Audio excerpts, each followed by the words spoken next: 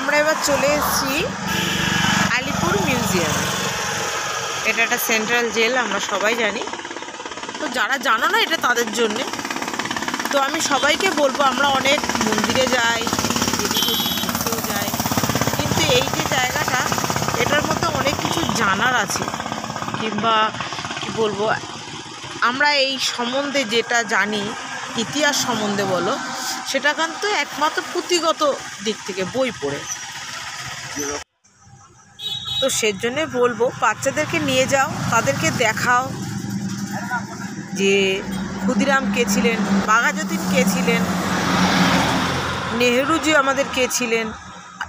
ওরা পড়ে না কেন? পড়ে কত সালে কে মুখ্যমন্ত্রী হয়েছে, প্রধানমন্ত্রী হয়েছে, কে কি করে হয়েছে এক্স্যাক্ট, কিন্তু ওরা দেখেও নি, বলতেও পারবে না, কারণ বইতে থাকে, সেটা মুখস্থ করে সেটা এক্সাম দেয়, যেটা আমরাও করেছি। কিন্তু যখন এইখানে গেছি, দিয়ে যখন দেখেছি, ভীষণ ভালো লাগছিল। বেতের কত রকম কাজ হয়, যে নেহেরু যুগে রাখা হয়েছিল যে রুমটাতে উনি যে ছিলেন, বন্দি ছিলেন। এই যে নেহেরুজি কক্ষ, এটা যে দেখছো, এটা হচ্ছে নেহেরুজি কক্ষ। উনি ওখানে ছিলেন, উনি কতদিন ছিলেন, কিভাবে ছিলেন, সেই রুমগুলোতে অনেকে ওখানে ঢুকে সেলফি তুলছিলেন। কিন্তু ওই যে বলে না, যার যার একটা অভিরুচি থাকে, আমি সেই হিসেবে আমার মনে হয়নি, কারণ আমার শুধুই মনে হচ্ছিল এই যে জেল কক্ষগুলো কত মায়ের কোল খালি হয়ে গেছে, শুধু সেটাই ফিলিংস তৈরি হচ্ছিলো। এবং ওই একটা রুমের মধ্যেই দেখো, ওই যে কর্নারে পায়খানা বাথরুম করা, ওই দেখো, তো সেই একটা ঘরের মধ্যে তাদেরকে রাখা হতো, বাইরে বেরোতে পারতো না, মানে পায়খানা বাথরুম ওই একটা ঘরের মধ্যে, ভাবলেই কেমন লাগছিল যেন। অনেক জেল এখনও রয়েছে, ফাঁকা রয়েছে, সেগুলো রাখা আছে, অনেকে সেখানে ঢুকছে বেরোচ্ছে, কিন্তু আমার সেই জায়গাটাতে ভালো লাগেনি। আমি জাস্ট দেখেছি এই অবধি, ভালো লাগেনি। যেটা হয়ে থাকে না, মন খারাপের যে ব্যাপারটা, ওরকম। এমনি জিনিসগুলো দেখতে খুব সুন্দর লেগেছে, কিন্তু মন খারাপ হচ্ছিল দেখে, যে আজ কারা স্বাধীন করে গেছে, কারা আজকে দেশে রয়েছে, কারা ভোগ করছে, এই কত মায়ের কোল খালি হয়ে গেছে, এই সব দেখে খারাপ লাগছিল খুব। এই যে দেখো ছবি তুলছে বাচ্চাদের, দেখতে থাকো, কন্টিনিউ করো, আশা করি দেখো তোমাদের সবারই খুব ভালো লাগবে। তখনকার দিনে যে ব্রিটিশদের ধরে এনে রাখতো, ব্রিটিশরা যে রাখতো স্বদেশীদের, সেই জেলখানা, সেন্ট্রাল জেল। দ্বীপান্তরের বন্দি জীবন দেখতে গেলে এই লাইন পেরোতে হবে। আমাদের কাছে অত সময় নেই যেহেতু, তো আমরা ওর জন্য লাইন দিলাম না। লাইন দিলে হয়তো হয়ে যেত, কিন্তু অত সময় নেই। আর আমি যেহেতু চিনি, তো আমি আবার নেক্সট টাইম এসে মেয়েকে দেখিয়ে নিয়ে যাব, অসুবিধা হবে না। বেকার আজকে সময়টা নষ্ট করে লাভ নেই, যেহেতু আমি চিনি, আমি কখনো কখনো এসে ওদেরকে নিয়ে যাব। আজকে 31 ডিসেম্বর, তো আজকে সব জায়গাতেই খুব ভিড় হয়েছে। চলো আমরা আবার ঢুকছি নজরুল কক্ষে। এই ওই তো তোর দাদা ওখানে বসে আছে।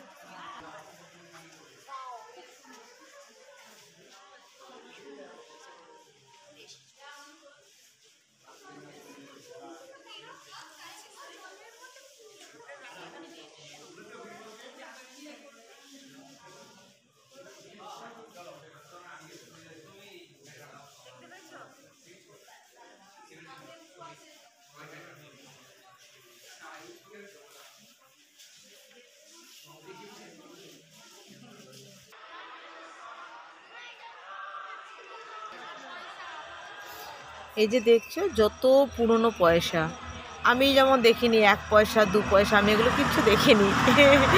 আমার দেখে খুব ভালো লাগছিল। স্যালুট জানাই মাতঙ্গিনী হাজরাকে। এই ওপরে যে কক্ষগুলো, ওগুলো হচ্ছে সব গ্রন্থাগার, আর হচ্ছে কি দেখেছিলাম, সমস্ত লেখকদের বই ওখানে রয়েছে। আচ্ছা, আর দেখেছিলাম, হ্যাঁ, আমাদের মুখ্যমন্ত্রী উনি যা যা করেছেন, মিটিং, কত সালে কোন কোন জায়গায় মিটিং করেছেন, সেই সব আর কি ওখানে রাখা আছে। দেখতে থাকো, আমি তো বলছি খুবই সুন্দর লাগবে। সবটাই হচ্ছে দেখার ভিত্তি আর বোঝার ওপর ডিপেন্ড করে।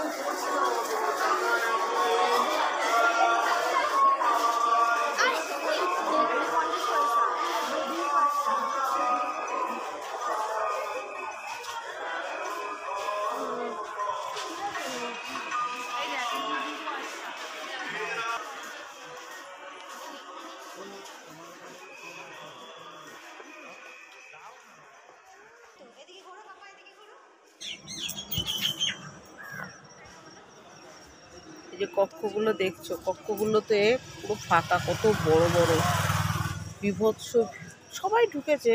ফটো তুলে দেখে কিরকম লাগছে দেখো, মানে খুব কষ্ট হচ্ছিল, খুব কষ্ট হচ্ছিল, দেখতেও ভালো লাগছিল, বাট কষ্ট লাগছিল। দিনগুলো সব চলে গেছে, স্মৃতিগুলো রয়ে গেছে।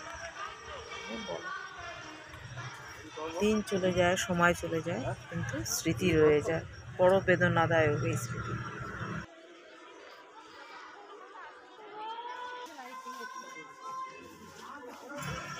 এই জায়গাটার সম্বন্ধে কিছু না বললেই না, এই জায়গাটার সম্বন্ধে একটাই কথা বলা, সেটা হচ্ছে ক্ষুদিরামের ফাঁসির মঞ্চটা। ওখানে একটা গানও চলছে, স্লো লেভেলে একটা গান চলছে, দেখতে পাবে।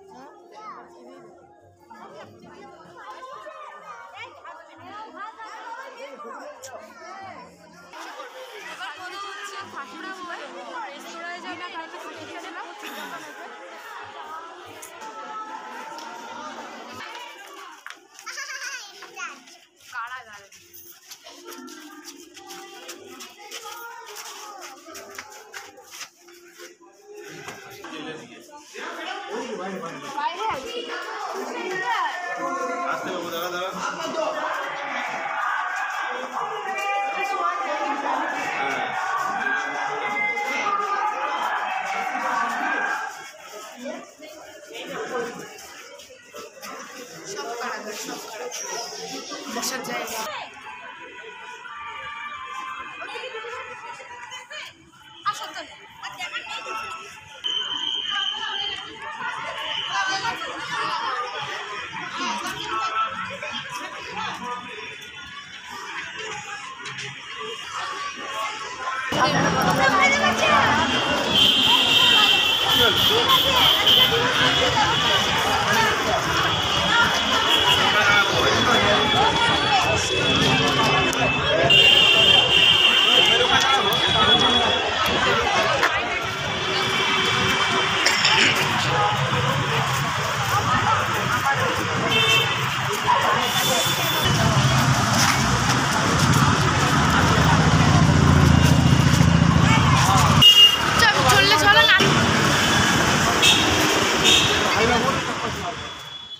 কালীঘাটের মন্দির, এটা দেখতে পাচ্ছ কালীঘাটের মন্দির। তো চলো tata, bye bye, good night.